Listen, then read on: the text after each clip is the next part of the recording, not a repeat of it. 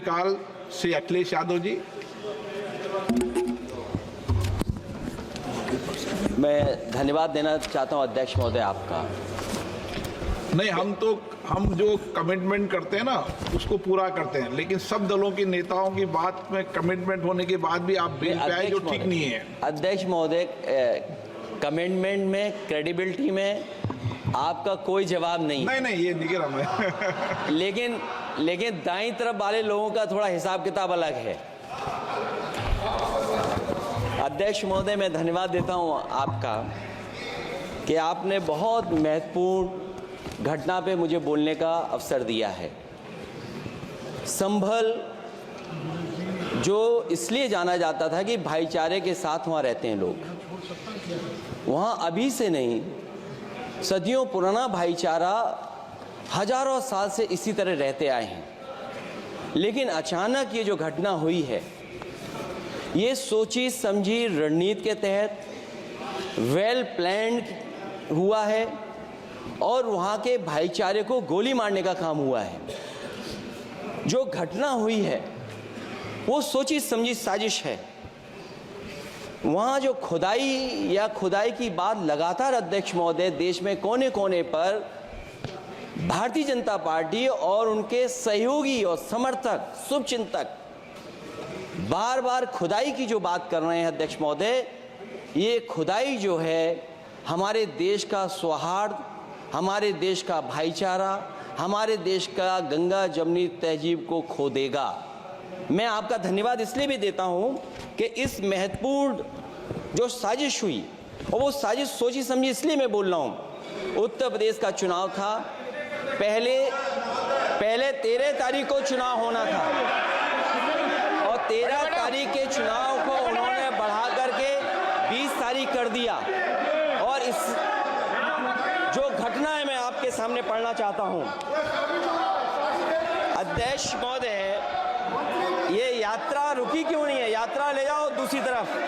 अध्यक्ष महोदय, संभल की शाही जामा मस्जिद के खिलाफ 19/11/2024 को सिविल जज सीनियर डिवीजन छंदौसी संभल में एक याचिका डाली गई। कोर्ट ने दूसरे पक्ष को, अध्यक्ष महोदय सुनिए, ये सुनना चाहिए, हम यूं ही नहीं कहते थे। आप तो संक्षिप्त में बोले। अध्यक्ष महोदय, हम यूं ही नहीं कहते थे कि संविधान ये मानती नहीं सरकार।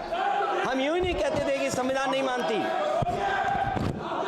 जब प्लेसेस ऑफ वर्शिप एक्ट है, प्लेसेस ऑफ वर्शिप एक्ट है,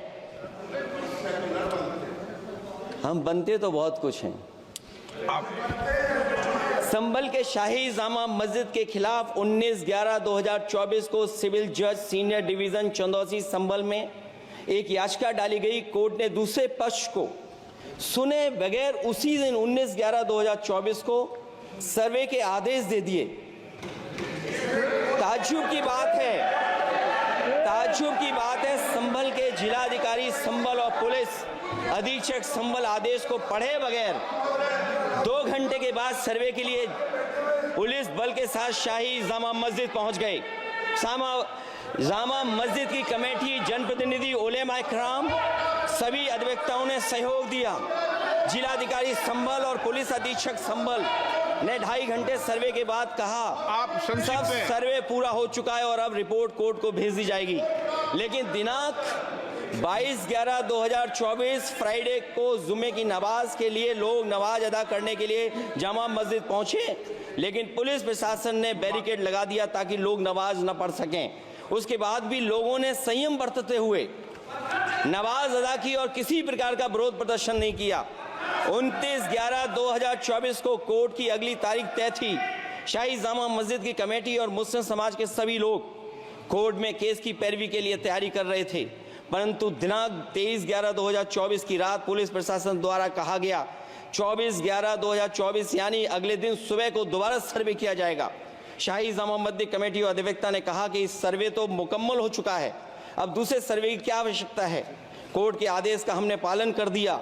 अगर दूसरे सर्वे कराना है तो दोबारा आदेश करवाएं, कोर्ट के आदेश के बाद हम दोबारा सर्वे करा देंगे। लेकिन जिलाधिकारी संभल और पुलिस अधीक्षक संभल ने कोई सुनवाई नहीं की और तानाशाही दिखाते हुए सुबह और तानाशाही दिखाते हुए सुबह के वक्त से पहले शाही जामा मस्जिद आ गए। शाही जामा मस्जिद कमेटी और मुस्लिम समाज के लोगों ने फिर भी धैर्य रखा और दोबारा सर्वे के लिए अंदर ले गए। सर्वे के दौरान करीब 1.5 घंटा बाद जब जनता को सूचना मिली तो वो इकट्ठा होना शुरू हो गए। लोगों ने सर्वे का कारण जानना चाहा तो सर्किल ऑफिसर ने उनके साथ गाली गलौज की और लाठीचार्ज करवाकर बुरी तरह जख्मी कर दिया। इसका विरोध करते हुए चंद लोगों ने पत्थर चलाए, जिसके बदले में पुलिस के सिपाही से लेकर के अधिकारियों तक ने अपने सरकारी और प्राइवेट हथियारों से गोलियां चलाईं, जिसका वीडियो रिकॉर्डिंग है, जिसके एवज में दर्जन लोग गोलियों से घायल हो गए हैं। 5 मासूमों जो कि अपने घर से सामान लेने के निकले थे, उनकी मृत्यु हो गई। संभल का माहौल बिगाड़ने में संभल का माहौल बिगाड़ने में याचिका दायर करने वाले लोगों के साथ पुलिस और प्रशासन के लोग जिम्मेदार हैं। इनको निलंबित किया जाना चाहिए और हत्या का मुकदमा चलाया जाना चाहिए, जिससे कि लोगों को इंसाफ मिल सके और आने वाले समय में कोई इस प्रकार की संविधान के खिलाफ और गैर कानूनी घटना को अंजाम न दिया जा सके। अध्यक्ष महोदय, ये लड़ाई दिल्ली और लखनऊ की है। नो प्लीज कभी दिल्ली पहुंचे थे जिस रास्ते, वही लखनऊ वाले उसी रास्ते पहुंचना चाहते हैं। उज्जर रमन सिंह जी